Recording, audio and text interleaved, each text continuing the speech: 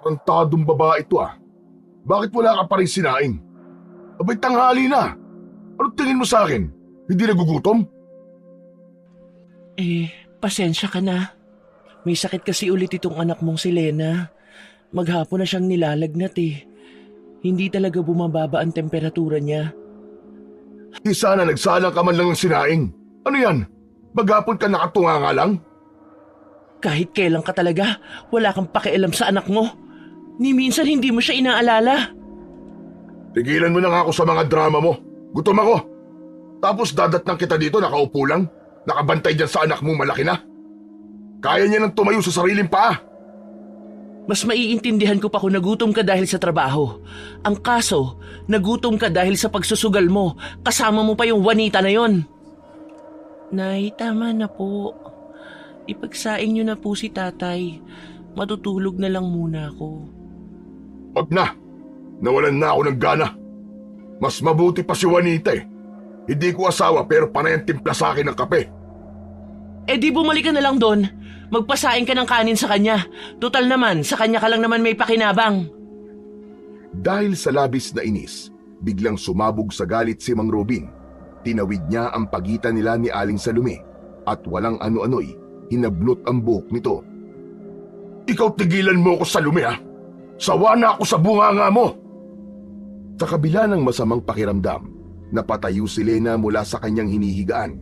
Nanginginig man ang tuhod, pilit niyang nilapitan ang kanyang ama upang pigilan ito. Tay, tama na po.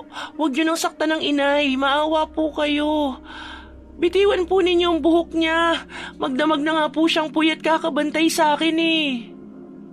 Habang hawak pa rin ang buhok ni Aling Salome, saglit na tumigil si Mang Robin. Napatingin siya kay Lena na halatang mahina dahil nangangatog ang binti nito sa pagtayo. Isa ka pang pangit ka! Inutil! Kung pag-untugin ko kaya mga ulo nyo, ha? Ha? Ha? Aray ko, tay, tama na po. Bitiwan niyo na po ang buhok namin ni inay. Robin, wala ka na talagang natitirang respeto sa akin bilang asawa mo. Itigil mo na to! Aray! Anong itigil? Ha! Siguro naman ay magtatanda na kayo ngayon. Parehas kayong mga walang silbi. Mga inutil! Tama na! Maawa ka sa anak mo! May sakit siya! Halos hindi makagalaw si Lena sa higpit ng pagkakahawak ni Mang Robin sa kanya. Ganon din ang kanyang ina, na dakot-dakot ang buhok nito. Pilit itinatali ni Mang Robin sa buhok ng anak. Malakas ang kamay ni Mang Robin, batak sa trabaho bilang minero ng ginto. Ngunit dahil nalulung siya sa alak at sugal, si Aling Salome na ang nagpatuloy sa pagtatrabaho upang matustusan ang pang-araw-araw nilang pangangailangan.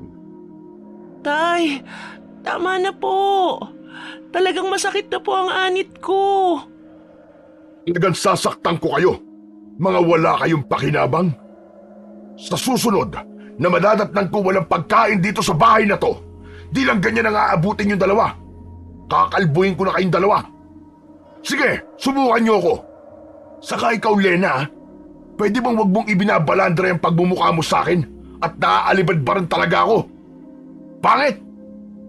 Itigil mo nga yung pangungutya sa sarili mong anak. Umalikod siya at sinipa ang bangko sa tabi ng mesa, dahilan upang tumumba ito sa sahig. Hindi ko kailangan ng mga sermon mo, Salome. Kung sawa ka na, umalis ka na. Umalis kayong dalawa, mga buwisit! Napahagulgul si Lena habang yakap-yakap ang ina. Mahigpit ang kapit ni Aling Salome sa anak. Nay, tama na po. Hayaan na lang natin si tatay. Hindi anak, hindi tama ang ginagawa ng tatay mo. Kung kaya kong protektahan ka sa kanya, gagawin ko. Sa galit, kinuha ni Mang Robin ang bote ng alak na nakapatong sa lamesa. Tinungga niya ito nang walang pakialam, saka muling lumingon sa mag-ina. Punyeta! Makalayas na nga lang sa bahay na to! Mamamatay ako dito ng dilat! Pwe! Ang lakas ng loob mo sabihin yan. Bakit? Nagbibigay ka ba sa akin ng pambili ng pagkain mo? Ikaw ang walang silbi dito, Robin. Wala kang alam kundi ang maglasing at magsugal.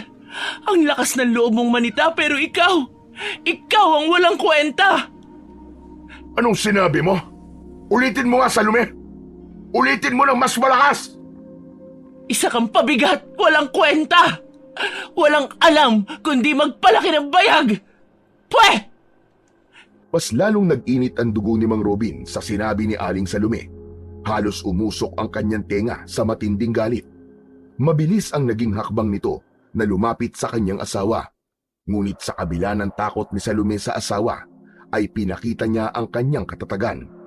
Hindi ito nagpasindak kay Mang Robin. Hindi na napigilan pa ng lalaki ang sarili.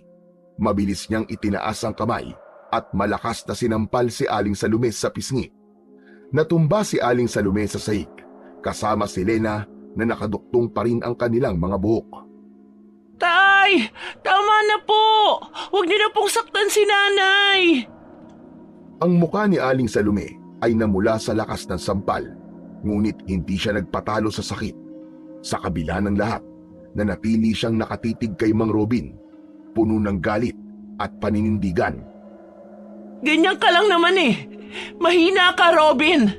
Kahit kailan, wala kang ibang alam kundi manakit ng mahihina. Tumigil ka na, Salome, ha? Huwag mo akong subukan at baka mapatay ko na kayo mag-ina. Napakasama mo! Wala ka nang alam na iba kundi ang magpatalo sa sugal, ganyan ka pa! Ano ngayon sa inyo kung natatalo ako sa sugal? Pera mo ba yun, ha? Akin yun. Pera ko yun. Kaya wala kayong pakialam kung saan ko yung gustong gastahin. Saka na bang pinagmamalaki nyo, ha? Baka nakakalimutan nyo. Ako pa rin ang lalaki sa pamamahay na to. Lalaki? Ang tunay na lalaki, marunong magpakaama, Robin. Hindi nananakit, hindi nang aapi ng pamilya. Huwag mong antayin na sumabog ako, Robin. Hindi umimik si Mang Robin. Ang salita ng asawa ay tila tumagos sa kanya. Ilang sandali siyang nakatayo bago ibinalibag ang hawak na bote ng alak at lumabas na ng kanilang bahay. Walang iya talaga si tatay. Wala siyang kwentang ama at asawa sa inyo. Mabuti pa huwag na siyang bumalik dito. Nakakasawa na ang ugali niya. Narinig niyang umungol ang kanyang ina. Napatingin siya dito at napansin niyang nakahawak ito sa kanyang dibdib. Mabilis na kinalas ni Lena ang nakatali nilang buhok at saka dinaluhan ang ina. Anak, nahihirapan akong huminga. Sandali lang po, Nay. Ikukuha po kita ng tubig. Oo, anak. Nahihirapan akong huminga. Napasama yata ang bagsak ko. Agad na tumayo si Lena matapos niyang maalalayan ang ina na makaupo sa upuang yari sa plastik. Saglit lang niya itong iniwan at ikinuha ng tubig sa pitsil. Nay, heto na po ang inumin ninyo. Ayos lang po ba kayo? O gusto niyong tumawag na ako ng tulong? Hindi. Huwag na, anak. Paypayan mo na lang ako para makalanghap ako ng hangin. Pambihira naman po kasi si Itay. Napakasama na talaga ng ugali niya. Hayaan mo na ang tatay mo.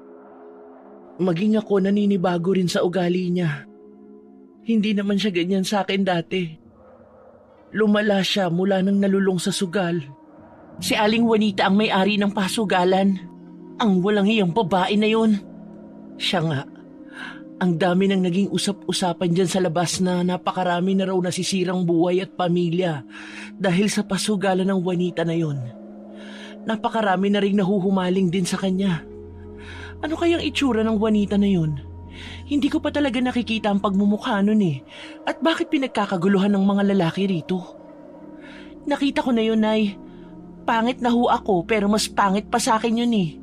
Puro galis ang katawan, tapos parang nasunog sa araw ang balat. Ang kanyang buhok parang di nakakatikim ng suklay. Yung mga mata niya malalaki, konti na lang luluwa na. Tapos alam mo, Nay, yung mga ngipin niya sira-sira, tapos madilaw parang hindi nagtututbrush. Grabe ka naman, anak. Totoo naman po eh. Bakit kaya hindi siya pagbawalan ng kapitan dito sa atin? Alam ko bawal ang mga ganyang klase ng pasugalan. Illegal yun, di ba? Pagbabawalan, ang kapitan pa nga mismo ang unang naging customer ng babaeng yun. Kapag nagkita kami ng babaeng yun, kakalbuhin ko talaga sa sabunot yun. Naku, wag niyo nang patulan, Nay. May awa ang Diyos. Siya po ang bahalang magprotekta sa atin. Dapat siyang mabigyan ng leksyon. Oh, tama na ang galit. Baka kayo naman ang mapano niyan. Kumusta na pala ang pakiramdam niyo? Ayos na ako. Huwag ka nang mag-alala. Ikaw ang dapat na nagpapahinga eh. Pumasok ka na ulit sa kwarto mo at matulog. Magsasaing na ako para may makain tayo mamaya. Nay, pwede po ba ako magpaalam na muna saglit?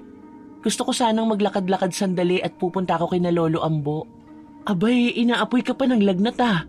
Ano na namang gagawin mo doon sa bahay ng matandang yon, Aber? Nay, mabait naman po si Lolo Ambo. Saka gumagaan kasi ang pakiramdam ko kapag nakakausap ko yung matanda. Malayo ang bahay niya, baka gabihin ka sa pag-uwi. Ang mabuti pa sa ibang araw ka nalang dumalaw para masamahan kita. Pero kung ako ang masusunod, anak, pwede bang huwag ka nang naglalalapit sa matandang yun? Bakit naman po? Wala naman siyang ginagawang masama sa akin. Basta, ang sa akin lang, kung papayagan kita ngayon, sana huling dalaw mo na sa kanya. Bakit po kayo galit kay Lolo? May nagawa ba siyang mali sa inyo? Wala naman, basta sumunod ka na lang. Sige po, punta na po ako. Huli na sana to, Lena, ha? Tignan mo nga nanghihina pa maski ang tuhod mo. Kaya ko po. Sige po, aalis na po ako. Babalik din po ako kaagad. Walang nagawa si Aling Salome nang ipilit ni Lena na umalis ng bahay. Ang hindi niya alam, gusto lang talaga ng anak na mapag-isa. Mabigat ang loob ni Lena, lalo na sa kanyang ama. Kahit kailan, hindi niya naramdaman ang pagmamahal nito bilang magulang.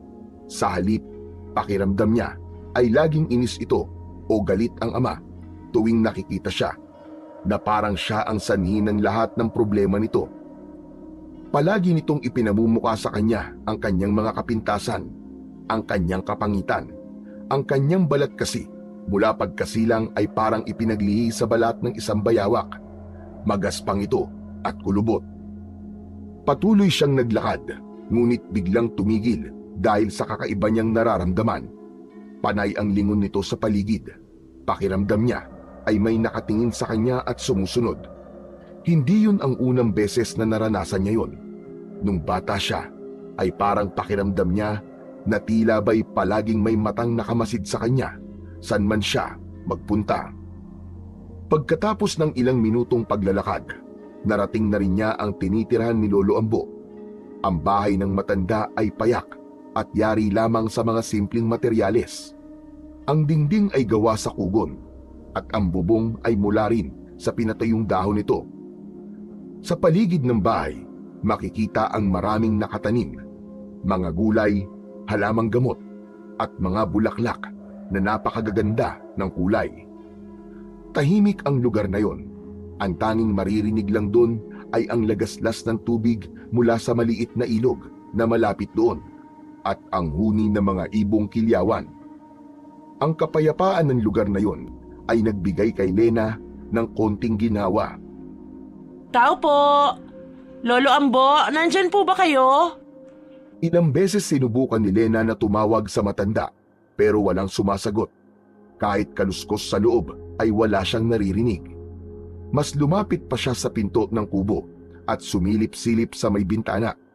Sa pag-aakalang baka hindi naririnig ng matanda ang tawag niya dahil sa edad na 60 taon ay medyo may kahinaan na ang pandinig nito. Walang tao? San kaya nagpunta ang matandang yun? Pumasok na kaya ako, baka nangunguha lang ng panggatong yun. Papasok na sana ang dalaga nang biglang makarinig siya ng tunog na nabaling sanga sa kanyang likuran. Alam niyang pinutol ito gamit ang paa ng kung sino man. Agad siyang napalingon. Nakita niya kagad ang isang piraso ng kahoy na lumilipad papunta sa direksyon niya. Naging maagap naman ang dalaga at nasaluyon bago pa tuluyang tumama sa kanya. Nakita niya si Lolo Ambo na nasa likod niya at may hawak itong isa pang pamalo at mukhang handang umatake. Biglang lumapit sa kanya ang matanda at kagad siyang napitikan sa braso. Gumuhit ang mapulang marka sa kanyang braso at kahit masakit yun, Hindi siya nagpatalo. Gumanti siya ng suntok at sipa, ngunit tila napakahusay ng galaw ni Lolo Ambo. Parang hangin ito kung umiwas sa bawat atake niya. Mabilis at maliksi. Hindi nagtagal, naramdaman ni Lena ang pag-agaw ng matanda sa kahoy na hawak niya. Sa isang iglap, naagaw ito at biglang tumama sa kanyang puwet. Sabay ng malakas na tawa ni Lolo Ambo. Mahusay, Lena. Mabilis ka na nga. Pero kulang pa yan. Kulang pa. Sabi nito habang patuloy ang sunod-sunod na atake gamit ang pamalo. Mas naging mabilis din si Lena. Bagamat may nararamdaman ay maagap nitong nailagan ang bawat hampas ng matanda na tila nagiging laro na lamang ang kanilang sagupaan. Nang sa wakas ay napagod ang matanda, itinigil nito ang atake at masayang tumawa. Hinarap nito si Lena na may ngiti sa labi. Huwag kang magagalit, ha. Gusto ko lang makita kung may ibubuga ka na. Natawa na rin si Lena sa inakto ng matanda. Humuhusay ka na, iha. Talagang di ako nagkamali sa pagpili sa'yo bilang tagapagmana ko ng aking mga kakayahan at anting-anting. Pero kailangan mo pa rin magsanay. May mga hindi ka pa rin naiilagan eh. Eh kasi naman, ginulat niyo ako, Lolo. Halika na nga rito sa loob at may pag-uusapan tayo. Salamat po, Lolo. Siya nga po pala, wala po akong dalang ulam ngayon. Aan mo na. May ulam naman na akong nakuha kanina dyan sa ilog. Mga alimasag at isda. Wow! Masarap naman pala ang ulam niyo ngayon eh. Ganun talaga. Kung gusto mo na masarap na ulam, magsipag ka at huwag tatamad-tamad. Kasi ang pagkain sa totoo lang, libre lang naman ang mga yan sa mga taong masisipag. Pag gusto mo ng gulay, abay magtanim ka. Kung gusto mo ng karne, mag-alaga ka ng hayop. At kung lamang tubig naman, abay mamingwit ka. Hindi ba? Ay, naku, totoo po. Kung sana ganyan din ang pag-iisip ng tatay ko, di sana kami nagugutom. Wala nang pag-asa yung tatay mong adik sa sugal. Kaya nga po eh, palagi na lang silang nag-aaway ng nanay ko dahil sa pagsusugal niya at pag-iinom. Ay nako, hayaan nyo na ang tatay nyo kung ganun na ang gusto niyang gawin sa buhay niya. Basta kayo mag-iina ang magsumikap. Makakaraos kayo. Sana nga po. May sandali, ba't nga pala ulit napadpad ka dito? O eto, umupo ka muna. Pagpasok sa loob ng kubo, ay napansin ni Lena ang isang umuusok na palayok na nakapatong sa ibabaw ng lamesa. Doon sa tabi nito, umupo ang matanda. Doon siya pinaupo ng matanda at tumabi ito sa kanya. Naku eh, gusto ko lang naman po sanang maglabas ng sama ng loob. Mabigat na po kasi masyado, lalo't halos araw-araw nang may gulo sa bahay namin. Umahimik ang matanda at iniangat nito ang takip ng palayok. Di mabuti at dito ka dumiretso. Dito lang po kasi ako nakakasumpong ng kapayapaan. Ayos lang naman yon. Kung magulo sa bahay nyo, palagi kang welcome dito, iha. Salamat po. Alam nyo, minsan napapagod na rin talaga ako. Hindi ko na alam kung paano magpapatuloy sa buhay. Nakatitig sa kanya ang matanda. Maya-maya pa ay kinuha nito ang sandok at hinalo ang laman ng palayok. Naamoy ni Lena ang mabangong amoy na nanggagaling doon. Yan talaga ang buhay, Lena. Hindi laging madali. Pero tandaan mo, ang tibay mo ngayon ang siyang huhubog sa'yo para mas matapang mong haharapin ang mas malalaki pang pagsubok sa inaharap. Ay, sana nga po, Lolo. Pero minsan parang gusto ko na lang pong sumuko. Hindi pwede yan. Hindi bagay sa isang tagapagmana kung sumuko. O eto, kumain ka na muna. Nagsandok na ng pagkain ang matanda. Itinulak nito ang mangkok na puno ng nilagang iba't ibang sangkap sa harap ni Lena. Ano po ito, Lolo? Parang hindi pangkaraniwan ito ah. Pagkain po ba talaga ito? Espesyal na pagkain yan, Apo. Hindi lang ito nakabubusog, pero bibigyan ka nito ng lakas. Hala sige, tikman mo na. Napatingin si Lena sa mangkok. May halong kaba at pagtataka ang kanyang nararamdaman. Unti-unti niyang inangat ang kutsara, habang si Lolo Ambo ay tahimik lang na nakamasid sa kanya. Tila hinihintay ang kanyang reaksyon. Habang marahang isinusubo ni Lena ang pagkain, napansin niya agad ang kakaibang lasa nito. Hindi ito masarap, ngunit hindi rin pangit ang lasa. Parang may halong mapait at matamis na nagbibigay ng kakaibang init sa kanyang lalamunan habang nilulunok yon. Nagkatinginan sila ni Lolo Ambo. Nakangiti ito ng malapad. O ano? Anong pakiramdam mo ngayon, Lena? Mainit po sa loob ng katawan ko, Lolo. Pero parang ang gaan din. Parang biglang nawala yung bigat sa dibdib ko. Ano bang meron dito? Pagkain yan ay may mga lihim na sangkap na galing pa sa mga ninuno ko. Hindi lahat ng tao makakatikim nito. Kaya maswerte ka, Iha. Lo, bakit nga ba ako ang pinili mo na maging tagapagmana mo? Wala naman sa pamilya namin ang may alam tungkol sa mga ganitong bagay. Mahirap ipaliwanag eh. Pero yung taga-bulong, matagal niyang sinasabi na ikaw ang karapat-dapat na maging tagapagmana ko. Tagabulong? Ano po yun? Ito ay isang mahiwagang nilalang na hindi nakikita ng mga tao pero naririnig ng mga tulad naming albularyo o mga antingero. Ang kanilang mga bulong ay ginagamit para impluwensyahan, kontrolin o saktan ang isang tao. Mukhang nakakatakot po sila. Sa totoo lang, Iha, nakakatakot sila para sa mga ordinaryong taong kagaya mo. Pero sa tulad namin mga albularyo, nakakatulong sila sa mararaming aspeto at isa na nga dito ay ang pagpili ng kung sinong karapat-dapat na magmana ng mga kakayahan namin. Ganun po ba? O, ganun nga. Teka, ikaw ba? Ano ba ang desisyon mo, Iha? Ano, tatanggapin mo na ba ang responsibilidad bilang tagapagmana ng aking kakayahan at agimat? Hindi ko pa po alam eh. Sayang naman kung di mo ito tatanggapin. Ano ba kasi ang pumipigil sa'yo? Sa totoo lang po, gusto ko talaga, Lolo Ambo. Kaso si nanay ang inaalala ko. Tiyak na pagsisimulan nito ng hindi namin pagkakaintindihan kung tatanggapin ko. Nalungkot ang matanda nang banggitin niya ang tungkol kay Salome. Hindi naman lingid sa matanda na mainit ang dugo ng ina ng dalaga sa kanya. Wala naman akong magagawa kung ayaw mong tanggapin. Naiintindihan ko kung bakit ayaw ni Salome dahil mapanganib ang buhay ng isang antingera. Yun po kaya talaga ang dahilan niya, Lolo? Oo, siguro. Ano pa ba? Pero Lena, sana ay magdesisyon ka na sa lalong madaling panahon. Dahil kapag hindi talaga, abay kailangan kong alisin ang mga alaala mo tungkol dito at ituturing na parang walang nangyari. Po? Paano naman po kung tanggapin ko? Ano pong mangyayari? Pagiging mas malakas ka, mas matalino, at masanda para protektahan ang sarili mo at ang pamilya mo. Ipapaalam ko muna po ito kay nanay.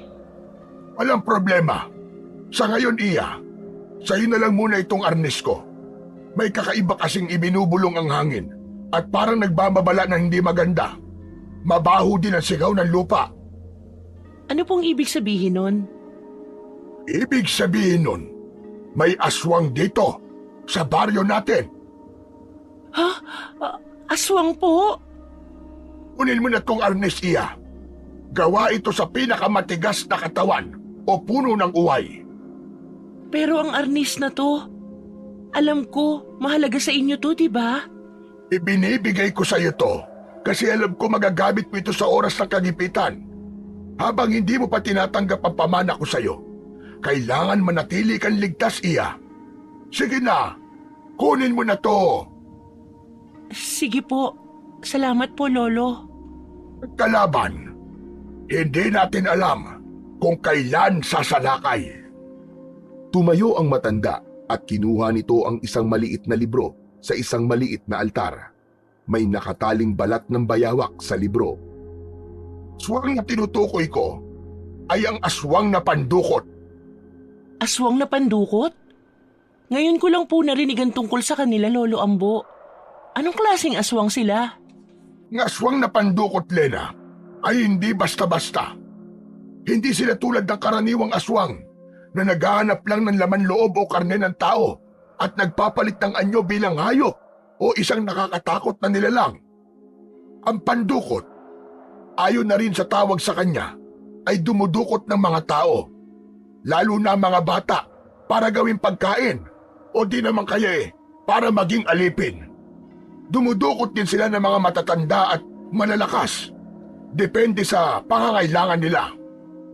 Kumukuha sila ng alipin nila? Para saan? Saka paano nila nagagawa yun? Kumukuha sila ng mga alipin para magparami ng lahi. Nagagawa nilang mandukot dahil may espesyal silang kapangyarihan na mahipnotismo ang kanilang biktima. Kapag nahuli na nila, kadalasan ay dadalhin nila ito sa kanilang pugad. Madilim doon at mabaho. Nakakatakot pala sila. Paano po natin sila makikilala? Nakikita sa malalayong lugar. Tahimik, pero kakaiba ang pakiramdam mo kapag malapit sila. Parang may nakatingin sa'yo, kahit wala kang nakikita. At kung makita mo man sila, maaaring anyong tao pa rin, pero mapapansin mong walang anino. Lolo Ambo, paano natin sila mapipigilan?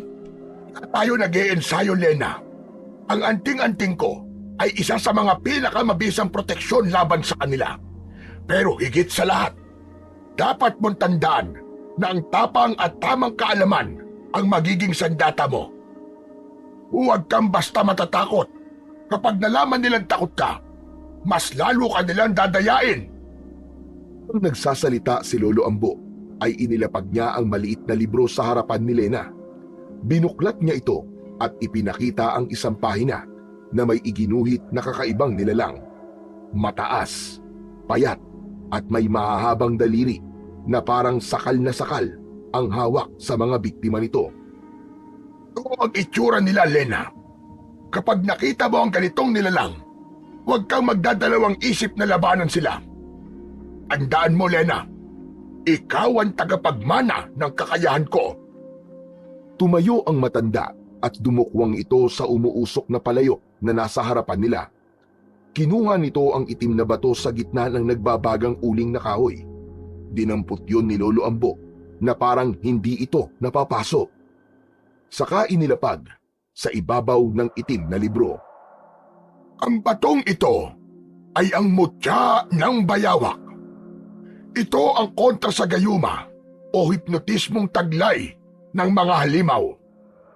Paano po magagamit yan sa aswang na pandukot? Ipabad mo ito sa tubig at ipaiinom mo ito sa taong naaakit ng mga pandukot. Babalik sila sa normal at hindi nila maaalala ang mga nakaraang nagawa nila.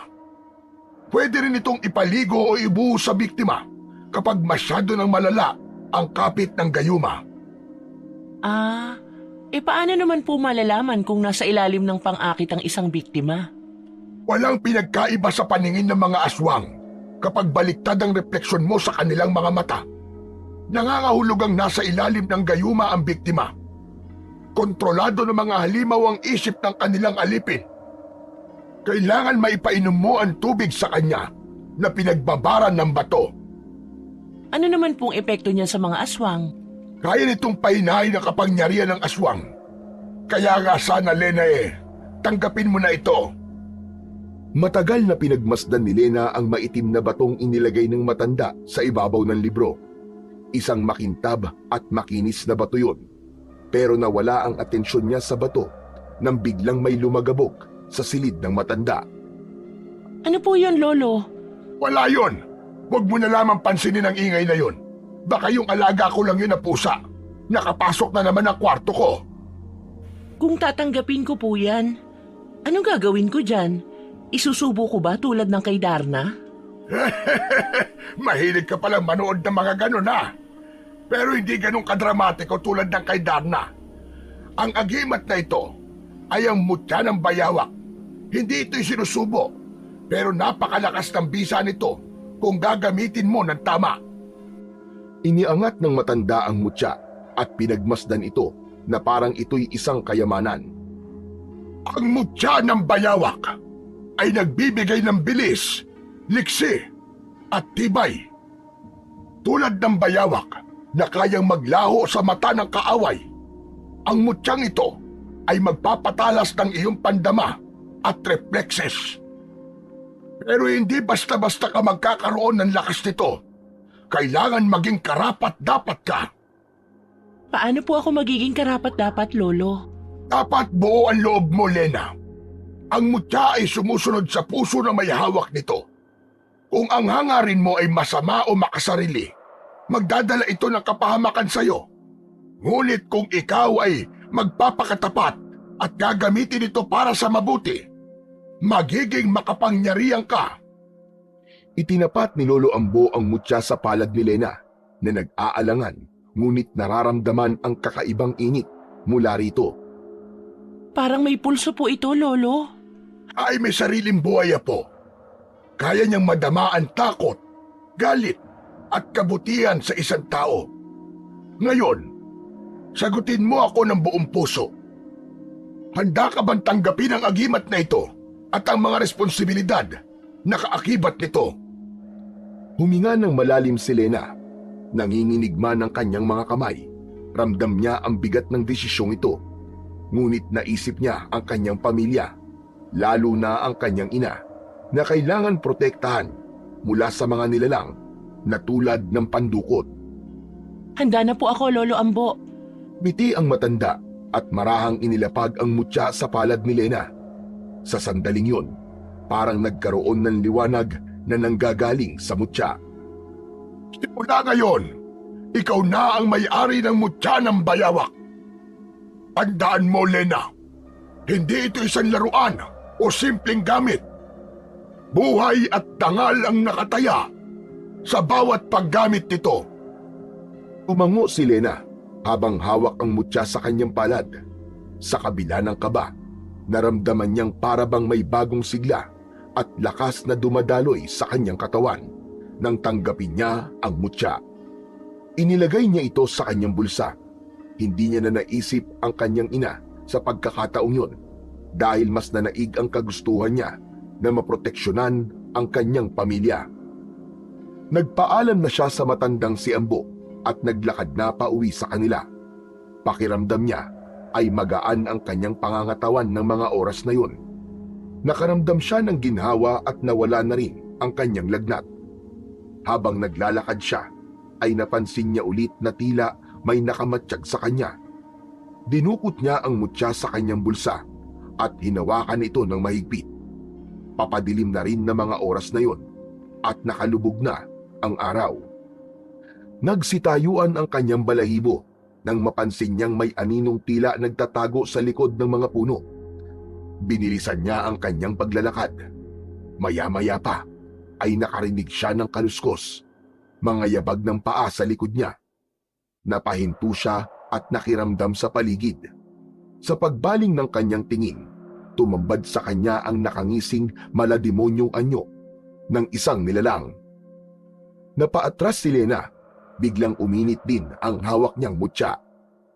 Huwag kang lalapit! Umalis ka dyan! Umalis ka! Ngunit hindi nakinig sa kanya ang nilalang, bagkus ay mas lalo itong ngumisi. Lumabas ang matutulis at matatalas niyang mga pangil. Hindi ako natatakot sa'yo! Sige, lumapit ka kung yun ang gusto mo! Makbang ang halimaw palapit sa kanya. Itinaas niya ang kanyang arnis bilang kanyang sandata. Naaamoy ko ang mutya ng bayawak sa'yo. Akin na yan. Ibigay mo sa akin ang mutya. Anong mutya ang pinagsasasabi mo? Wala akong alam sa mutya. Umalis ka sa harapan ko, halimaw ka. Sinungaling! Kukunin ko yan sa ayaw at sa gusto mo. Nanatiling nakatayo si Lena habang pilit na nagpapakatatag sa harap ng aswang. Kahit isang dangkal na lang ang lapit ng mukha nito sa mukha niya, amoy na amoy niya ang mabahong singaw ng katawan nito. Pero dahil ibinuka na nito ang bibig para kagatin siya sa leeg, pinalo niya ito ng malakas gamit ang arnis na hawak at nagsimulang tumakbo palayo. Hindi niya naalintana ang mga matutulis na batong naaapakan niya. Ang gusto lang niya ay makatakas sa halimaw. Hindi ka makakatakas sa akin. Susundan kita! Susundan kita! Kukunin ko ang mutya! Lalong binilisan ni Lena ang kanyang pagtakbo. Pero dahil sa mabilis niyang galaw, hindi niya napansin ang isang nakausling bato sa kanyang dadaanan. Natisod siya at nadapa. Gumuhit ang sakit sa kanyang mga binti at paa. Aray ko! Talaga naman oo! Napakamalas ko naman! Nagpalinga-linga muna si Lena at pinilit makatayo para muling tumakbo. Paika-ikang humakbang ang dalaga habang pangiwi-ngiwi ang muka. Naramdaman din niya sa kanyang tuhod ang pag-agos ng mainit na likido mula sa sugat na tinamaan ng bato. Dahil sa tumitinding sakit, habang nagagalaw ang sugat niya, ay napahagulgul na lamang siya ng iyak. Hindi pa man siya lubusang nakakalayo, ay nahuli na siya ng aswang. Kinapitan siya nito sa binti at hinila. Kaya ang nangyari, muli siyang natumba at bumagsak sa lupa. Naramdaman niya ang pagbaon ng matutulis na kuko ng aswang, kaya't napilitan siyang tadyakan ito sa muka. Hindi ka magtatagumpay, hayop ka! Lalabanan kita! Tumayo siya at muling iwinasiwas ni Lena ang kanyang arnis at tinamaan sa balikat ang aswang. Umungol din ito sa sakit. Lalo itong nagwala dahil napagtanto nitong hindi pangkaraniwan ang kanyang kalaban at hindi ito basta-basta mabibiktima. Pinaikot-ikot niya sa katawan ang arnis at lumikha siya ng kakaibang tunog na parang nag-oorasyon tulad sa itinuro sa kanya ni Lolo Ambo. Ilang beses rin niyang tinamaan ito sa muka, sa tagiliran, balikat at sa iba pang bahagi ng katawan nito. Ngunit hindi sumuko ang aswang. Desperado na talaga itong mapatay ang dalaga. Sinunggaban niya si Lena at tinangka nitong kagatin ang leeg. Masyadong naging mabilis ang pangyayari. Wala nang nagawa ang dalaga, kundi ang pumikit at inihanda ang sarili sa kapamakan. Isang luha ang tumulo sa kanyang nakapikit na mata. Ngunit paglipas ng ilang sandali, ay hindi siya kinagat ng aswang. Pagmulat niya ng kanyang mga mata, ay nakita niya si Lolo Ambo na nakalahad ang mga kamay sa kanya. Iniligtas siya ng matanda. Nakita ni Lena ang aswang na mabilis na tumatakbo hanggang sa nagtago na ito sa dilim. Hindi ka nag-iingat. Halika, sasamahan na kitang umuwi. Lolo, bakit alam ng aswang na yun na nasa akin ang mutya?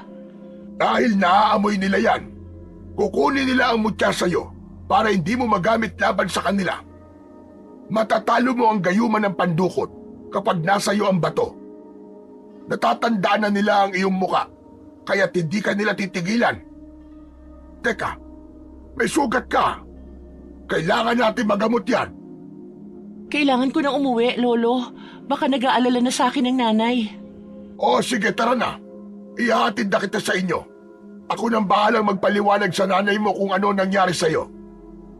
Inalalayan ni Lolo Ambo ang dalaga. Paika-ika ito habang naglalakad. Pagdating nila sa bahay, ay pasadyang nagpaiwan sa labas ang matanda. Si Lena ang unang pumasok sa bahay. Pagbukas niya ng pinto, ay nakita niya ang kanyang mga magulang na kumakain ng hapunan. Lena, Diyos ko, anong nangyari sa'yo? Bakit ang dami mong sugat? Inay, saan ka ba galing? Boss, baka kung saan-saan lang yan nagsuot kaya nagkaganyan. Wala naman kasing pinagkatandaan niyang anak mo eh. Pangit na. Isip bata pa. Tumigil ka nga dyan sa sinasabi mo. Kung wala kang sasabihing maganda, manahimik ka. Lumapit si Aling Salome sa kanyang anak at tiningnan ang kalagayan nito. Magsalita ka, ano ba? Napano ang mga ito? May sumubok po sa akin sa labas, Nay. Napahamak po ako sa daan. Galing po ako kina Lolo Ambo. Sinasabi ko na nga ba at doon ka galing eh. Di ba binalaan na kita kanina? Hindi ka na naman kasi nakikinig sa akin. Matigas talaga ang ulo niyan. Terno sa kapal ng balat niya. Nasaktan na nga ang anak mo, ginaganyan mo pa. Pambihira ka talaga. Anak mo yan, Robin. Anak mo. Boss, hindi ko anak yan. Wala akong anak na mukhang bayawak. Dahil sa narinig, ay hindi na napigilan pa ni Lolo Ambo na pumasok sa loob ng bahay. Pumasok na ako ha! Kailangan na kasi magamot ang anak nyo bago pa siya tuluyang mapahamak. Hoy tanda, anong ginagawa mo dito? Saka anong pinagsasasabi mong gagamutin ha? Konting galos lang yan, kabadong-kabado na kayo. Ang kukor ninyo. Makaalis na nga lang. Hoy! At saan ka na naman pupunta? Isang pa, di magsasakla. Nararamdaman ko kasi, siswertein ako ngayong gabi. Mainam na makaalis ng maaga, baka mamaya makontra pa. Mabilis na tumayo si Mang Robin at hindi na nito tinapos ang kanyang hapunan. Dire-diretso itong lumabas ng bahay para muling magsugal. Mang Ambo, ano ba talaga ang nangyari sa anak ko? Bakit siya nagkakaganito? Pinakasagupa siyang aswang sa lume habang pauwi siya.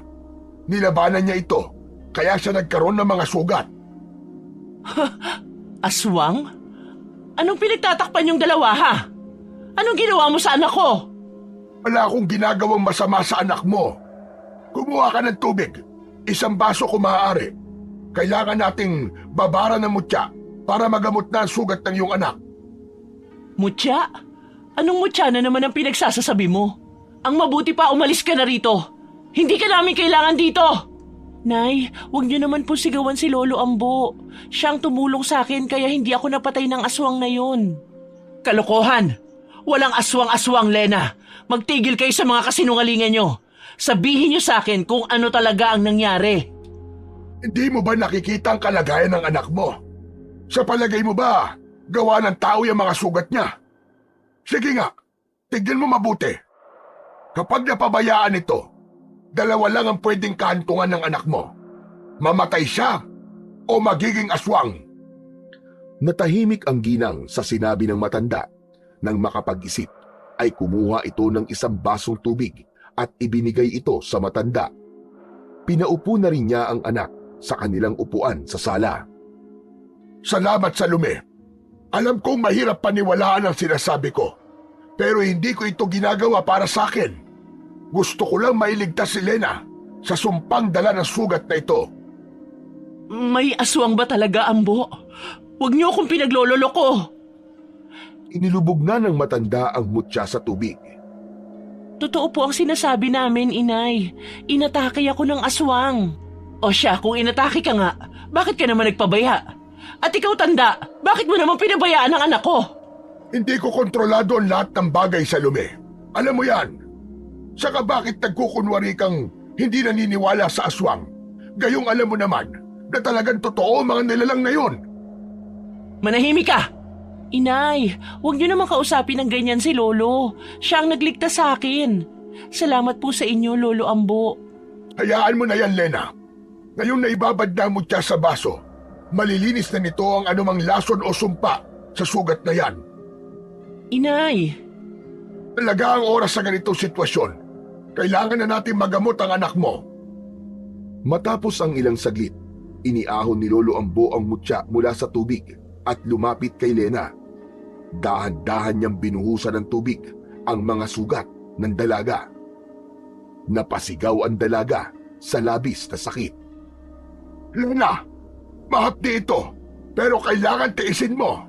Kailangan natin tanggalin ang sumpa ng aswang bago pa lumala. Napangiwi sa hapdi si Lena, ngunit hindi na umangal. Opo, Lolo. Kaya ko po. Ang ginagawa ito ni Lolo Ambo, napansin nilang tila nagkakaroon ng kakaibang liwanag ang mutya at unti-unting tila tumigil ang pagdurugo ng mga sugat. Medyo natuyo din ang paligid nito. Napatigil si Salome sa kanyang kinatatayuan, tila hindi makapaniwala sa kanyang nakikita. Isang himala! Totoo ba talaga yan? Ang galing naman! Totoo ito sa lume. Kaya nga sinasabi kong mag-ingat kayo. Biglang napalingon ang lahat nang muling bumukas ang pinto at iniluwa noon si Mang Robin. Sus! Bilib na bilib ka dyan. Nakatsamba lang yan. Alam mo naman palpak ang albularyong yan eh. Tumigil ka nga riyan. Akala ko ba doon ka na sa wanitang yun? Ano't bumalik ka? Ay bakit mo kini-question ang pagbabalik ko sa sarili kong bahay, Salome? Ha? Napailing na lang si Salome sa sinabi ni Mang Robin. Kung ganon, manahimik ka na lang. Kung ayaw mo nang nakikita mo, huwag ka nang salita ng salita. Hindi ka nakakatulong. Tahimik na napatigil si Robin. Samantala, si Lena ay napapikit. Ramdam ang paggaan ng kanyang pakiramdam matapos mailapat ang tubig na pinagbabara ng mutya sa kanyang sugat. Si Lolo Ambu naman ay tumayo. Halatang pagod, ngunit kontento sa nagawa niya. Hala sige, ako'y uuwi na. Mag-iingat kayo ngayong gabi. Lalong-lalo ka na, Lena. Magbantay ka at maging alerto dahil baka mamaya Opo, Lolo. Salamat po sa paalala ninyo. Lumabas si Lolo Ambo. Naiwan ang pamilya sa sala. Si Salome ay umpo sa tabi ni Lena. Hinaplos ang buhok nito, habang si Robin naman ay nanatiling tahimik, tila may malalim na iniisip. Salome, talaga bang ipinaglimo sa bayawak ang babaeng yan? Ano kung bayawak ang balat niya? Kesa naman sa'yo na makinis nga ang balat, demonyo naman ang ugali. Nay, Tay, tama na po. Nabibigyan na po ako sa pag-aaway ninyo.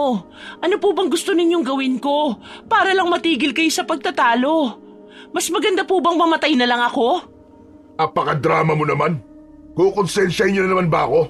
Alam niyo namang wala akong konsensya, di ba? Mga buwisit. Makaalis na nga lang ulit. Saan ka na naman pupunta? Di sampa. Sa masayang bahay ni Juanita. Magmamadyong kesa dito na puro kamalasan lang ang nakikita ko. Tumabi ka nga sa daraanan ko. Baka masipa ko lang yung pagbumuka mong hayop ka. Hinayaan na mag-ina na umalis si Mang Robin. Hindi na ito pinigilan ng ginang. Pagkatapos ay pinagmasdang mabuti ni Lena ang ina na nagtatanggal ng damit niya para tingnan ang sugat sa kanyang katawan. May 2 bilog na butas at maitim na ang paligid ang nakita ng kanyang ina sa kanyang balat. Kagat yun kanina ng halimaw na umatake sa kanya. Habang binibihisan siya ng ina, ay pinag-iisipan niya kung sasabihin ba niya ang tungkol sa naging usapan nila ni Lolo Ambo. Pero hindi niya alam kung paano ito sisimulan.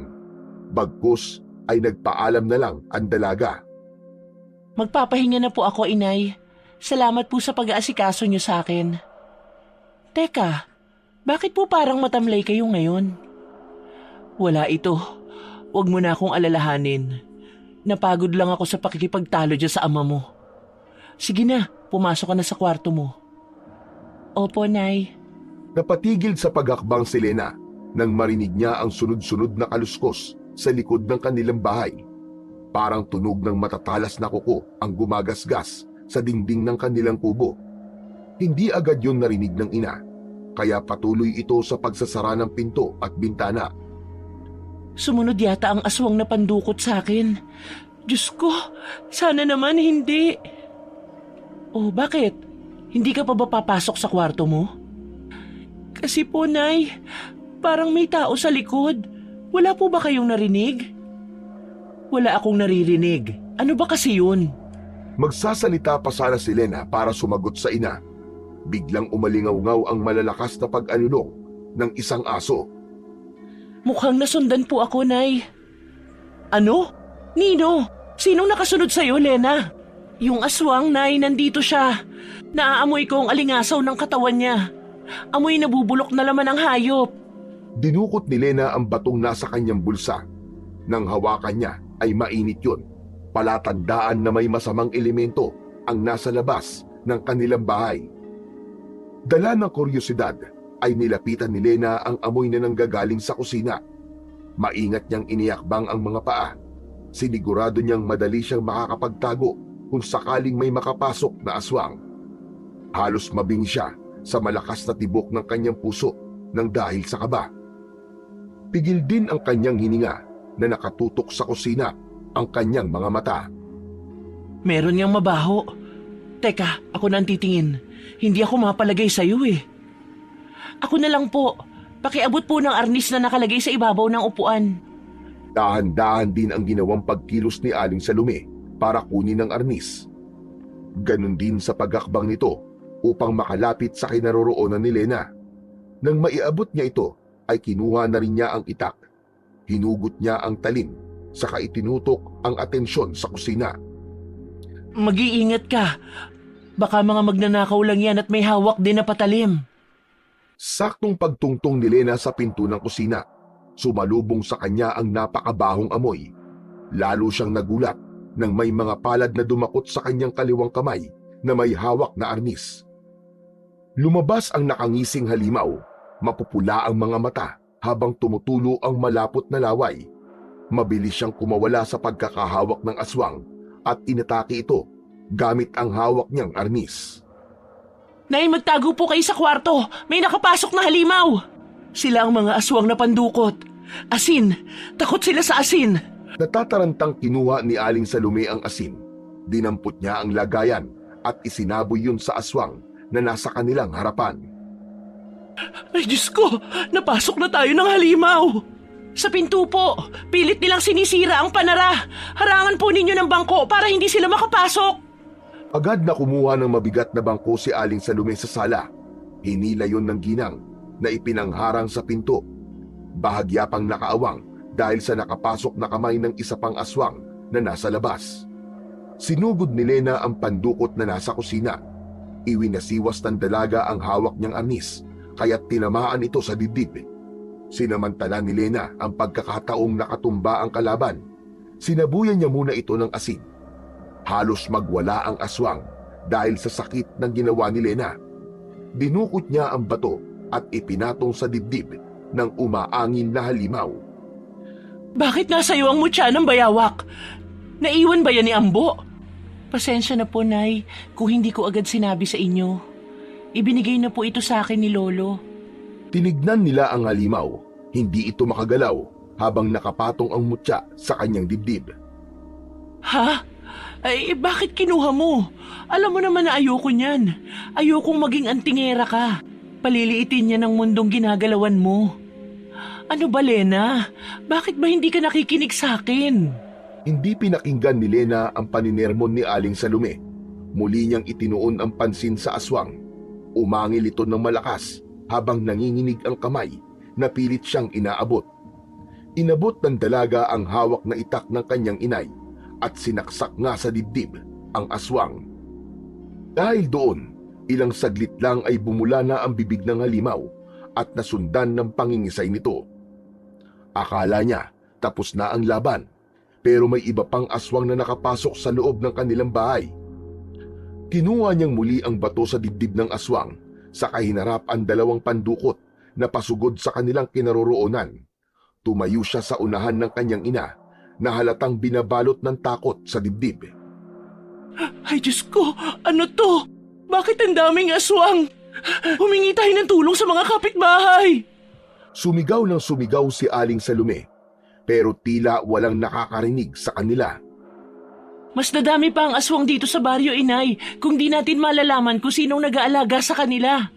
Pero wag po kayo mag-alala, hanggat nasa akin ang mutya, makakalaban tayo sa kanila. Hindi po nila tayo masasaktan. Pero mapanganib para sa'yo. Kaya pagkatapos nito, ibalik mo na ang mutya sa matanda na yun. Tigilan sila nang biglang sumugod ang dalawang aswang. Naging mabilis ang pagsalubong ng itak sa isa sa mga halimaw. Pawasiwas ang ginawa ng dalaga.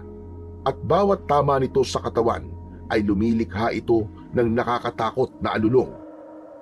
Napansin ni Aling Salome na meron pang iba sa labas na tila kinakalampag ang kanilang dingding at pinipilit na makapasok. Ano bang kailangan nila rito? Bakit ang daming aswang, Lena? Gusto nilang kunin ang mutya. Uning sumugod ang isa pang aswang at muli ay sinaksak ito ni Lena. Nakipagpambuno siya dito. Natumba na ang aswang. Umalis na tayo dito. Delikado ang buhay natin sa bahay na ito. Wala po tayong madadaanan, Inay. Ang mga aswang nakabantay sa labas.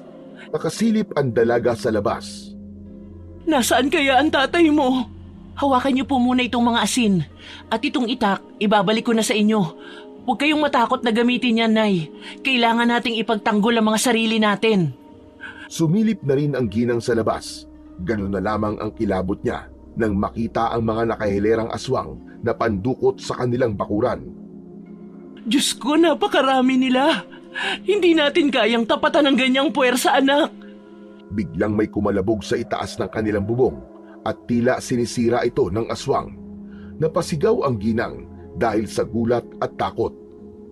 Patuloy ang pagkalampag ng mga dingding, pati ang kanilang bubong. Ganon din ang iba pang mga nasa labas na naghahanap ng iba pang butas para makapasok.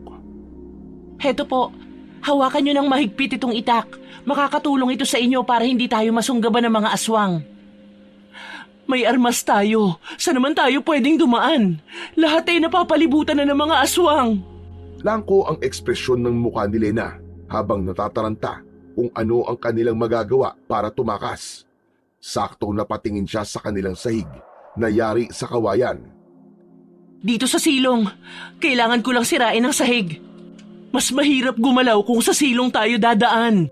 Wala na pong pamimilian. Kapag nasira po nila ang dingding, katapusan na ng buhay natin. Hindi na nakipagtalo pa si Salome. Agad nilang sinira ang sahig na kawayan at nang makagawa ng sapat na butas, sumuot silang mag-ina sa ilalim. Maingat ang kanilang pagkilos. Iniiwasang makagawa ng anumang ingay. Nay, bilisan po natin bago nila mapansin na wala na tayo sa loob. Oo anak, pero huwag kang maingay. Dahan-dahan lang tayo. Tinilip ni Lena ang paligid mula sa ilalim ng bahay. Nanlaki ang kanyang mga mata sa nakita. Napakaraming aswang na pandukot ang nagkalat sa kanilang bakuran. Ang bawat isa ay nakatingala, tila hinahanap ang amoy ng kanilang biktima. Nay, napakarami nila.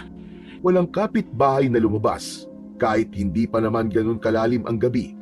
Ilang minuto pa ang lumipas at tuluyan ng sinira ng mga pandukot ang dingding ng bahay. Pumasok ang mga halimaw sa loob at sinamantala ng mag-ina ang pagkakataong yon upang makatakas mula sa ilalim ng bahay. Paglabas nila, saktong nakita ng mga aswang ang mga butas sa sahig.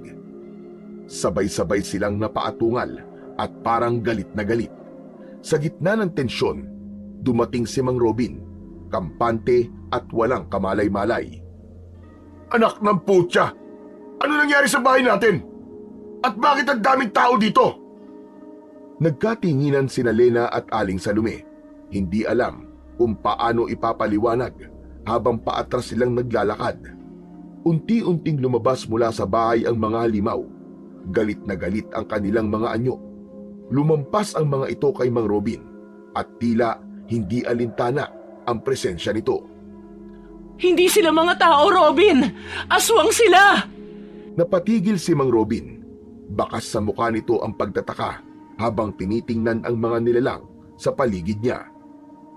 Pinaglololoko niyo ba ako, ha? Anong aswang ang sinasabi niyo? Halina kayo dito. Lumapit nga kayo sa akin. Nay, tara na! Pero ang tatay mo, hindi ko siya pwedeng iwan. Nay, hindi nila gagalawin si tatay. Halika na, bago pa tayo abutan nila. Hindi natin kayang labanan ng lahat ng aswang na yan. Kailangan nating makatakas para makaligtas. Ang nag-aalangan ang ginang, isang pandukot ang tumingin sa kanila. Ang dila nito ay lumabas na parang ahas at ang mga mata ay parang apoy na nagbabaga. Napansin nito ang paatras na lakad ng mag-ina. Nagsimula na itong lumapit sa dalawa. Nay, bilis! Halika na! Sa wakas, natauhan si Aling Salome at tumakbo kasama ang anak. Nagmadali silang tumakbo palabas ng bakuran. Pinasok nila ang gubat at doon nila balak na magtago. Nang pakiramdam nilang wala nang nakasunod sa kanila, ay nagkaroon na ng pagkakataon si Aling Salome na magtanong sa anak. Ang tatay mo, bakit hindi siya inaatake ng mga aswang na yun? May palagay akong napapasailalim ng kapangyarihan ng aswang ang tatay, kaya marahil di niya nakikita ang tunay na anyo ng mga ito. Ano? Paano nangyari yun? Hindi natin namalaya na may nakapasok ng pandukot sa baryo natin, Nay. May hinala ako na si Juanita ang pinuno ng mga aswang na yon. Yung mga kababaryo nating nalulung na sa pasugalan niya, lahat yun napasailalim na sa hipnotismo niya. Magaling din ang aswang na yun. Hindi na siya naghirap na mandukot ng tao dahil napakadali lang makahikayat ng tao yung pasugalan niya. Yung ibang mga kababaryo natin, tuluyan ang naging kagaya niya. At hindi natin alam kung ilan na rin ang nagagawa nilang alipin at pagkain. Ang tatay, ngayong alam na nating nahipnotismo na siya, kailangan natin siyang magamot kaagad bago pa lumala ang sitwasyon. Pag nag-uusap ang dalawa, biglang umalingasaw ang mabahong amoy ng aswang. Lumitaw ito kung saan sa loob ng gubat. Napahawak sa braso ng ina ang dalaga. Naramdaman din ng dalaga ang pag-init ng mutyang kanyang hawak. Bigla itong lumiwanag na siyang ikinasilaw ng aswang. Itago mo ang mutya, Lena. Baka makaagaw ng pansin yan sa iba pang aswang. Nagalit ang aswang matapos itago ni Lena ang bato sa kanyang bulsa. Hinarap nito ang aswang pero alam niyang hindi pa sapat ang kanyang lakas para harapin ang mga ganitong klase ng nilalang. Isa lamang siyang baguhang antingera. Nay, si Lolo Ambo. Baka matulungan niya tayo. Hindi, wag na. Tumabi ka. Ako nang bahala sa aswang na yan. Posisyon si Aling Salome. Itinutok nito ang hawak na itak sa kalaban. Gulat na gulat naman si Lena nang makita sa ganoong ayos ang kanyang ina. Nang umabante ang aswang, ay kagad itong sinalubong ng babae at itinarak ng walang kahirap-hirap ang itak sa dibdib ng aswang. Natulala na lang ang nilalang at saka ito bumagsak sa lupa. Parang napansin ni Lena na bago pa ito masaksak ng kanyang ina, ay natigilan ng aswang at hindi nakagalaw. Napanganga ang dalaga sa husay ng kanyang ina. Nay, ang husay niyo. Paano niyo nagawa yun? Saka mo na ako tanungin kapag nakaalis na tayo sa lugar na ito. Kailangan mabawi natin si Robin. Delikado siya sa mga halimaw na yon. Diyos ko, bakit hinayaan ko itong mangyari sa ama mo? Marami pala akong hindi alam sa inyo, Nay. Tama kayo, delikado si tatay sa mga pandukot na yon. Kailangan nating humingi ng tulong kay Lolo Ambo. Hindi na kailangan. Dahil sa matandang yon, kaya nandito tayo sa sitwasyong ito. Ipinagpatuloy ni Lena at Aling Salome ang pagtakbo. Wala na silang pakialam kung saan man sila makarating. Ang mahalaga, makatakas sa mga halimaw na humahabol sa kanila. Paano po ito, Nay? Ilog na po ito. Kailangan nating makapunta sa kabila. Pero malakas ang daloy ng tubig, saka malalim yan. Hindi ako marunong lumangoy, Nay. Di pa man sila nakakapag-isip ng tamang gawin, ay napansin na nilang nakasunod na sa kanila ang mga aswang. Nanlaki ang mga mata ni Lena. Wala na tayong ibang mapupuntahan. Kailangan na nating lumaban. Opo, Inay. Magkatali-kurang nag-abang ang mag-ina sa pagsugod ng mga kalaban. Pag-atake ng isa ay sinalubong ito ng itak ni Aling Salome. Tinamaan ang aswang sa dibdib. Bumagsak ito sa lupa. Ginamit naman ni Lena ang bigay na arnis ng matanda at bawat tamaan noon ay unti-unting nawawalan ng lakas. Napansin ni Lena na parang sanay na sanay sa pakikipaglaban ang kanyang ina. Ngunit ang lakas na yon ay hindi rin sapat para masabing magiging ligtas sila. Hanggang sa tuluyan ng tinamaan ng matutulis na kuko ng pandukot ang braso ng kanyang ina. Inay! Daplis lang ito. Huwag mo akong alalahanin. Pero Inay... Sa galit ni Lena ay siya na ang nangunang sumugod sa halimaw na nanakit sa kanyang ina. Binira niya ito ng hawak na arnis. Doon napansin ni Lena na labis na ang pag-iinit ng mutya sa kanyang bulsa.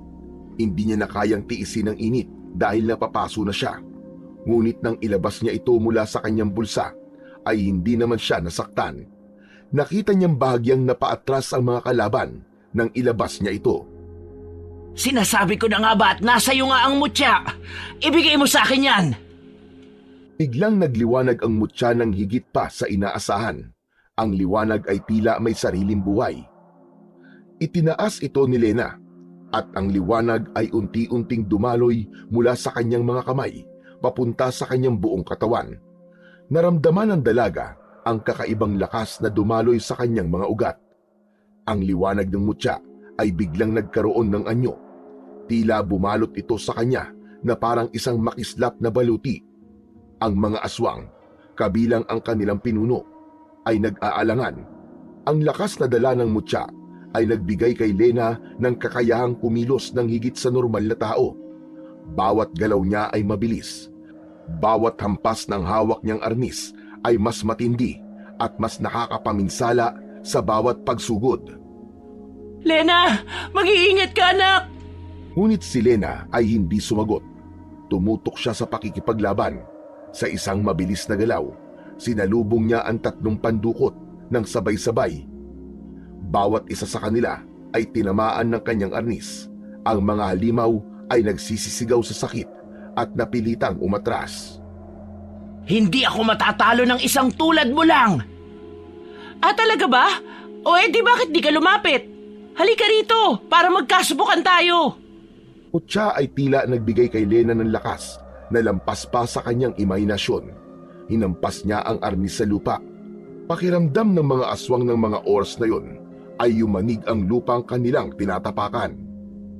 Babalik kami at maniningil sa ginawa mo sa tauhan ko. Hindi mo na mababawi ang iyong ama. Umalis na ang mga aswang at naiwan ang mag-ina sa puok ng labanan.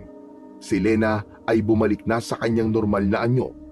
Napaluhod siya sa lupa, hingal na hingal, habang si Aling Salome naman ay napatakbo palapit sa kanya. Anak, wala na sila.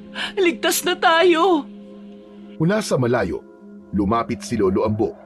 Hawak ang kanyang baston. Nakangiti ito habang pinapanood ang dalawa. Mo naintindihan, Lena, ang lakas ng mutya. Hindi lang ito para sa iyo. Ito'y para sa mga mahal mo sa buhay. Sa wakas, nasa tamang kamay na ito. Napatingin si Aling Salome kay Lolo Ambo. Bakas sa mukha ng ginang ang galit. Tumayo siya at hinarap ang matanda. Ikaw, anong karapatan mong ilagay sa panganib ang buhay ng anak ko? Saka bakit hinayaan mo kami lang ang humarap at makipaglaban sa mga halimaw na yon? Si Lolo Ambo ay tahimik lang na nakatingin. Tila iniintindi ang reklamo ng ginang. Ngunit bago siya makasagot, muling nagpatuloy si Aling Salome. Alam mo ba kung anong pinagdaanan namin? Muntik nang mamatay ang anak ko! Paano mo nagawang ipasa sa amin ang responsibilidad na ito nang hindi mo man lang kami tinutulungan? Napabuntong hininga si Lolo Ambo, saka nagsalita ng mabagal at puno ng pag-unawa. Salome, naiintindihan ko ang galit mo.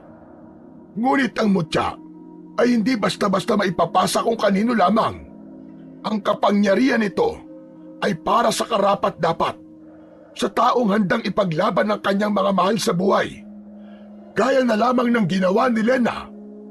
Si Lolo Ambo ay tumingin kay Lena na tahimik na nakaupo habang hawak ang mutya. Saka muling tumingin kay Aling Salome. Hindi ko kayo tinulungan, Salome. Dahil ang laban na ito ay para kay Lena. Ang mutya ay hindi lang proteksyon. Ito'y pagsubok. Kung hindi siya tumayo at lumaban ngayon, hindi siya magiging handa sa mas malaking hamon na darating. Nay, tama si Lolo Ambo. Kung hindi dahil sa mutya, baka hindi ko nalaman na kaya ko pala kayong ipagtanggol. Lena, anak, hindi mo naiintindihan. Ikaw na lang ang natitira sa akin. Ayoko na makita kang nasasaktan. Lapitan ni Lena ang kanyang ina at niyakap ito ng mahigpit. Nay, alam ko pong natatakot kayo. Pero sa gabing ito, natutunan kong hindi tayo basta-basta susuko. Hindi ko hahayaan na may mangyari sa inyo o sa akin. Tigil ng luha si Aling Salome at tiningnan si Lolo Ambo ng may kaunting pagsisisi. Sana, sa susunod na mangyari ito, hindi mo kami basta pababayaan lang tulad ng dati, Itay. Nagulat si Lena sa narinig mula sa kanyang ina. Napatingin siya kay Aling Salome, tila naghahanap ng paliwanag. Itay? Ano pong ibig niyong sabihin? Si Lolo Ambo ay itay ninyo? Napabuntong hininga si Aling Salome. Tumingin siya kay Lolo Ambo. Oo, anak. Si Lolo Ambo ang tatay ko. Siya ang lolo mo. Pero bakit? Bakit ngayon ko lang nalaman? Si Lolo Ambo ay naglakad palapit sa mag-ina. Hawak pa rin ang baston at may bahagyang lungkot sa kanyang muka. Itinakwil ako ng nanay mo dahil sa aking pagkakamali noon. Isinisi niya sa akin ang pagkawala ng kakambal mong si Lira. Paano niyo nagawa sa aking ilihim ang bagay na ito? May kapatid ako? Ayoko nang pag-usapan ng tungkol dyan. Umuwi na tayo. Hindi na kayo pwedeng umuwi sa bahay nyo dahil tsak na inaabangan kayo ng mga pandukot doon. Mabuti pa'y tara na lamang muna sa bahay. Doon muna kayo. Hindi. Hindi kami sasama sa'yo.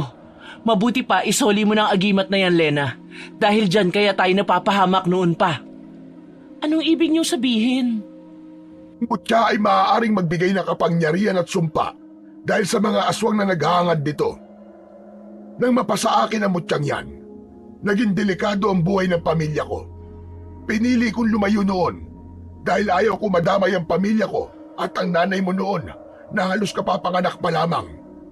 Pero hindi ko alam na sa paglayo ko ay mas lalo kayong nailagay sa panganib. Akala ko noon magiging mas ligtas kami nang wala ka. Pero hindi pala. Kaya nagsanay ako lumaban para proteksyonan ang pamilya ko. Pero hindi ko nailigtas si Lira sa mga mandurukot na aswang. At ngayon, ang kapal ng mukha mong bumalik at nadadamay na naman kami dahil sa mutya mo. Lolo, alam mo naman palang delikado ang mutya na ito. Pero bakit binigay mo sa akin? Dahil ikaw na ang nararapat na magdala nito, Lena. Ang mutya ay hindi dapat manatili sa akin habang buhay. Kailangan ito mapunta sa isang taong may tapang at pagmamahal sa pamilya. Mga katangiang nakita ko sa iyo ngayong gabi.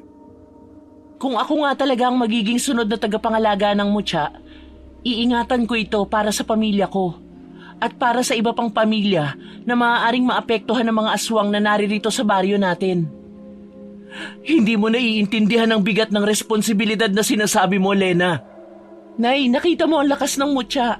Kailangan natin to para mailigtas ang itay. Natigilan si Aling Salome sa sinabi ng anak. Wala nang nagawa ito, kundi ang sumunod sa dalawa.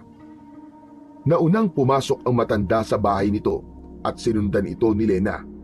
Nagpaiwan naman ang ginang sa labas at naupo na lamang sa upuang gawa sa kawayan. Nang nasa loob na ang dalawa, ay pinapasok ni Lolo Ambo ang dalaga sa loob ng isang silid.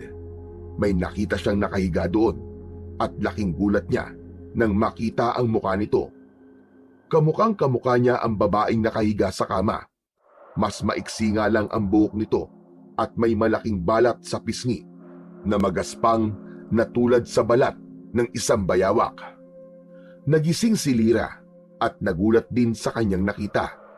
Agad itong lumapit sa kanyang Lolo Ambo at niyakap ang braso ng matanda. Kakambal mo si Lira. Pareho kayo ng kondisyon sa balat. Kasalanan ko ang lahat kung bakit tila kayo nagkaroon ng sumpa. Dati ako nanguhuli ng mga bayawak sa gubat dahil sa kagustuhan kong makakuha ng kakaibang agimat. Marami ako napatay na mga bayawak. Siguro ay nagalit ang diwata sa gubat o kung sino man. Kaya sa inyo tumama ang sumpa. Pero hindi pa rin ako tumigil. Hanggang sa totoong ang nakakuha ako ng mutya sa huling bayawak na pinatay ko. Pero nang makuha ko yun, doon mas lalong gumulo. Sabi niyo kinuha ng pandukot ang kapatid ko? Bakit nasa inyo si Lira? Naagaw ko siya sa aswang na dumukot sa kanya noon. At itinago niyo si Lira sa loob ng halos 2 dekada? Biglang pumasok si Aling Salome at kitang-kita niya kung ano ang pinagtatalunan ng maglolo. Nanlaki ang mga mata nito, sabay na paiyak. Lira! Ang anak ko! Ang beses akong sumubok na sabihin sa inyo tungkol kay Lira. Pero umiiwas kayo. Ayaw niyo akong kausapin. Saka napansin kong malayo ang loob ni Robin sa kanila. At mas lalong nagdalawang isip ako nang makita kong sinasaktan ng asawa mo si Lena. Mahina si Lira at may sakit sa puso. Hindi niya kakayanin ang ganoong pagtrato. Napakasama mong ama! Bakit mo nagawa sa akin to? Wala na tayo magagawa sa Salome. Nangyari na. Lira, siya ang nanay at kakambal mo. Si Salome at si Lena. Bakit di kita nakikita pag nagpupunta ako rito? Nagtatago ako kaya hindi mo ako nakikita, Lena. Pero ikaw, lagi ako nakabantay sa'yo. Pinagmamasdan kita mula sa malayo. Teka, ikaw yung nararamdaman kong palaging nakamasid sa akin? Ako nga, Lena. Inay, huwag ka nang magalit kay Lolo. Kapatid ko. Itay, maraming salamat sa pag-aalaga kay Lira. Pero hindi mo alam ang sakit na dinanas ko nang mawala siya. Sana sinabi mo man lang noon. Alam ko, anak, at handa kong akuin ang lahat ng kasalanan ko. Ang mahalaga ngayon, buo na ulit ang pamilya nyo. Sana mapatawad nyo ako balang araw.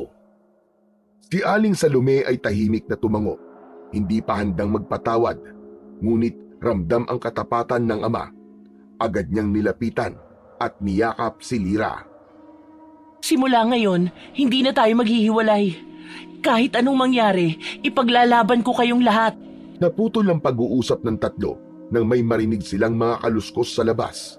Maya-maya pa, narinig nila ang pamilyar na boses na nagpatingin kay Aling Salome at Lena sa isa't isa. Salome! Lena! Alam ko nandiyan kayo! Lumabas kayo dyan! Agad na sumilip sa labas si Lolo Ambo. Nandito na sila! Napapalibutan na tayo ng mga aswang! Lena, kumuha ka ng isang timbang tubig sa kusina. Dalhin mo dito at ibabad natin ang mutya. Kailangan magising ang tatay nyo sa gayuma. Sige po. Agad na kumuha ang dalaga ng tubig at pagbalik niya, sinabi niya sa matanda na lalabas siya upang makipaglaban. Baka masira nila ang bahay ninyo tulad sa bahay namin. Maraming proteksyon ng bahay ko. Di nila to kagad malalapitan ni mawawasak. Kung gayon, ako na lamang ang lalabas para makipaglaban. Huwag kang lumabas. Dahil kaugalian na ng mga aswang na yan na pumatay ng kanilang alipin sa harap mismo ng kanilang anak. Kayo ni Lira, huwag na munang lalabas. Anong gagawin natin, Lolo? Akin na muna ang mutya. Kailangan maibabad natin ito sa tubig na ipampapaligo at ipapainom natin sa ama mo para mawala ang epekto ng gayuma sa kanya. Ano ba? Buksan niyo ang pinto! Umalis ka na! Wala na tayo! Ayoko nang makisama sa'yo! Aba, ang lintik na ito ha! Ano bang ipinagmamalaki mo ha? Yun ang pamamaraang naisip ni Aling Salome para mas lumapit pa ito sa pinto. Hihilahin nila papaloob si Mang Robin. Daan-daang lumapit si Lena at saktong pagbukas ng pinto ay siyang pagpasok ng galit na si Mang Robin. Diretso hanggang sa loob ng bahay. Mabilis na isinara niya ang pinto. Nagsimulang magkagulo sa labas sa mga aswang na nakaabang sa kanila. Pinagtulungan nilang tatlo na hawakan ng ama para painumin ng pinagbabaran ng bato. Ang natira sa timba ay siya naman nilang ibinuhos sa katawan nito. Agad itong nawalan ng malay at katumba.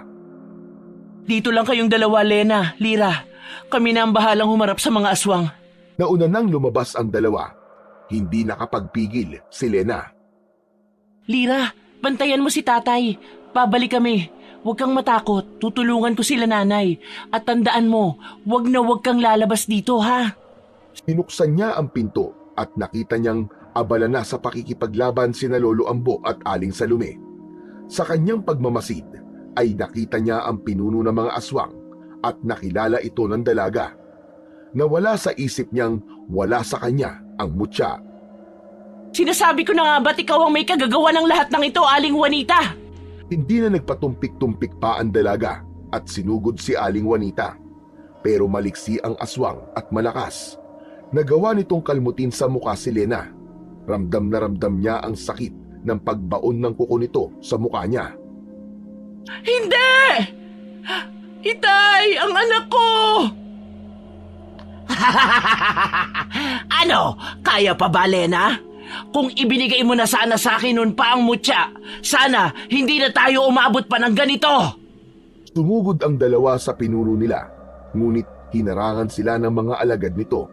Hindi nila inaasahan ang biglang pagsulpot ni Lira. Hawak nito sa kamay ang mutya at isang patalim na may magkabila ang talim. Sinugod nito si Aling Juanita at pinuntirya ang leeg nito. Gigil na gigil ang dalaga sa pagpatay sa pinuno ng mga aswang.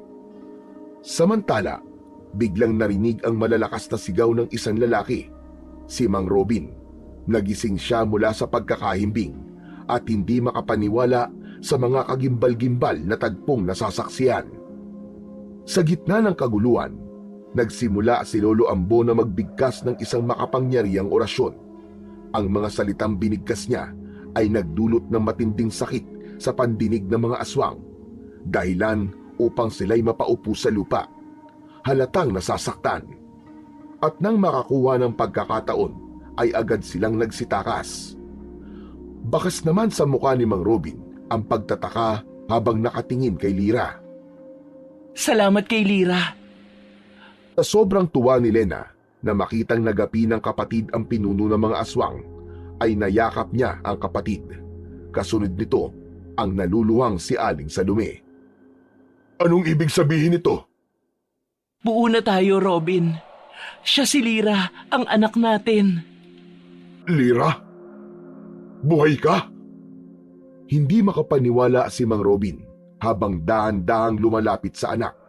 Si Lira naman ay tahimik lamang na nakatingin sa kanya, parang hindi alam kung ano ang sasabihin o gagawin.